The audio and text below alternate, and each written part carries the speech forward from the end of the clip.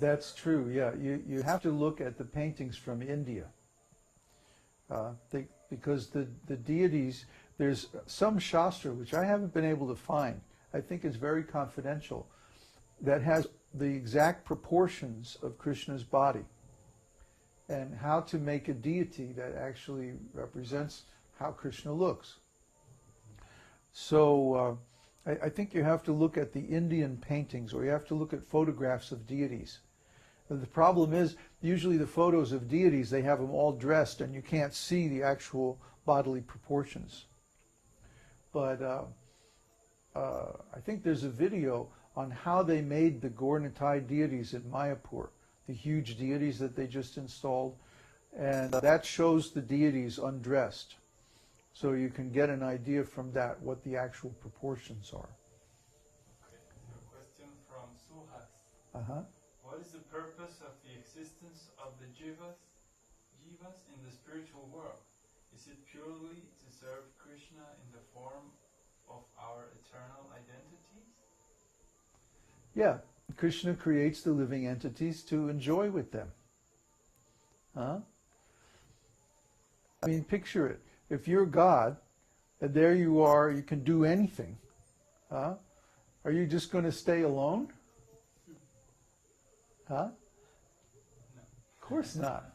Everybody wants to have nice relationships and enjoy pastimes with their friends and stuff like that. And Krishna is just like us, except bigger. So, only really nice relationships, not any relationships. right, he doesn't want to have just ordinary. Yeah, he's God. So his relationships are on the topmost level of artistic perfection. Huh? Like the gopis are appreciating Krishna in one place in Srimad Bhagavatam. And they're talking about how the way Krishna dresses, he folds his dhoti and everything just so, and his turban is like, just right, and his crown and the jewels and the peacock feather that he wears at just a certain angle, It's like all meaningful. It's all artistic. It's all beautiful. Huh? The reflection we see in Apple and Windows. Well, that's a good example. Yeah, we were talking last night about how the windows in Windows are all square and like real hard edged and two-dimensional and very kind of clunky looking. And, in the Mac, everything's like 3D and transparent and very sculptured designs and everything, So the whole thing is on a higher level of artistic taste, right? So that's Krishna. Krishna has infinite intelligence, unlimited energy, unlimited consciousness. He can expand himself into an infinite number of forms that all have unlimited power and potential. So why would he want to have ordinary relationships or unsatisfying relationships that are like not tasteful? Yeah, really boring. Who wants a relationship with Windows? Yeah, we don't want to have boring relationships. So you can imagine Krishna doesn't want to have boring relationships either. His relationships are all on the topmost level of artistic beauty, aesthetic beauty. Huh? Whether they're in friendship or servitude or parenthood or conjugal love. All of his relationships are just wonderful and beautiful. Yeah?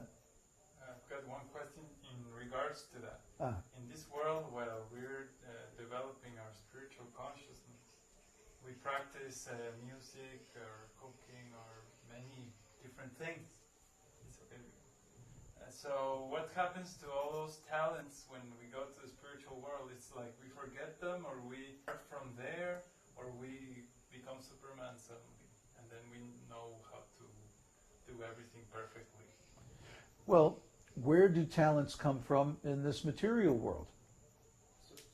Why does a certain person like music, and a different person likes art, another person likes dancing, another person likes to write? Eternal identity. It has to do with our eternal identity. These are the things that we prefer to do as service to the Supreme Lord. See? So these are related to our activities in the spiritual world. Okay. Just like when I had experience of the spiritual world, I discovered that I'm part of the group that sings for Krishna. We play music and sing for Radha and Krishna's pastimes. You know, so that makes sense that I would be attracted to being a musician in this world. And the closer you get to your actual identity, the more advanced you become in self-realization, the more you realize what your real preferences are, what your real likes and dislikes are. Okay? I mean, it gets so detailed that, like, there are different groups of gopis depending on their emotional style of relationships to Krishna. Like Radharani's, her group is known as the left-wing gopis, and Chandravali's known as the right-wing gopis, right? And they have a different style. The right-wing gopis are all very submissive and, oh Krishna, whatever you want, and everything like that. And the left-wing gopis are like totally radical. Krishna, you're late again. And look, you have marks on you from other gopis. I'm not going to sleep with you tonight. And then Lalita get on him. Krishna, you're disrespecting my head. No. And she gets on his case, you know. Yeah. This is a different kind of relationship. They love Krishna just as much, but it's expressed in a different style, a different way. So, what? Well, we can think like that because we have a similar mood. But so we should look into ourselves and see, how do I really want to serve Krishna? Or what makes me happy in this world? And how does that relate to Krishna's pastimes in the spiritual world? So the talents, is it useful to develop them here, or we're just going to forget and start again? Oh, of course we should develop them. Just like all the work we're doing with music, trying to find out the original Vedic intervals and style music and everything. You know, this is very valuable because, yes, because it brings us closer to the perfection of Vedic music, right? And this is intrinsic to the soul. You know, yes, it helps us come into awareness of our original identity, because the souls who are doing music in the spiritual world are using all those Vedic principles. So if we learn them now, you know, that brings us closer to that eternal identity. Of course, all the souls in the spiritual world have perfect knowledge.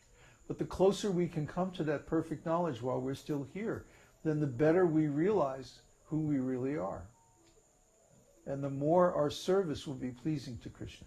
It's useful only to get closer, but eventually... Yeah. In this world. Yeah. Okay. Okay, what's next? There's many questions. Can you explain the three folds on Krishna's neck? Oh, come on.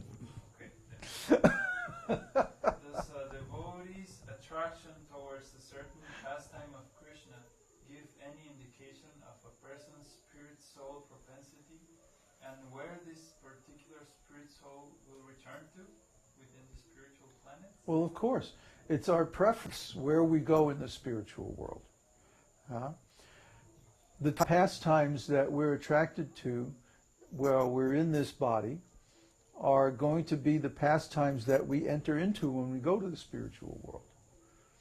Doesn't that make sense? I mean, we are the same soul. We're the same living entity. We're just in the material body right now.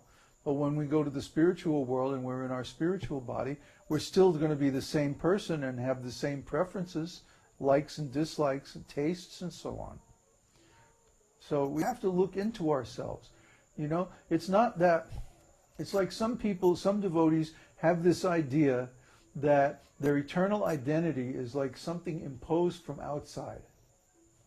You know, like you're going to go to the spiritual world, and Krishna's going to say, okay, well, we need somebody over here, you know, in the cow protection department, or something like that. You know, it's not a job.